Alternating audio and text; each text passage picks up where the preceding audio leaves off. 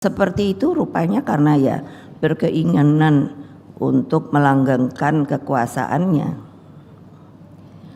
Nah, kemarin kan sudah mulai terlihat bahwa rakyat itu, yang saya pernah sering kali ngomong, rakyat itu tidak bodoh, rakyat itu pintar.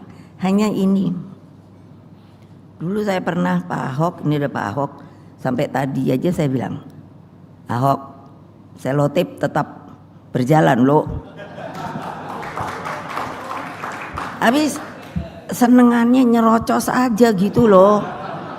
Terus saya bilang, itu di luar banyak media, jangan mau diwawancara ya. Jadi nanti nggak usah karena perintah ketum nggak boleh. Saya seneng deh kalau ngodain dia.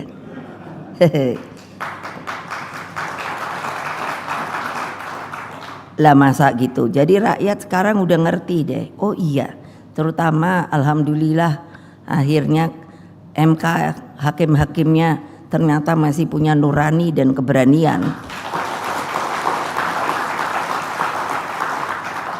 Saya nggak bisa bayangkan loh hukum kalau dimainkan.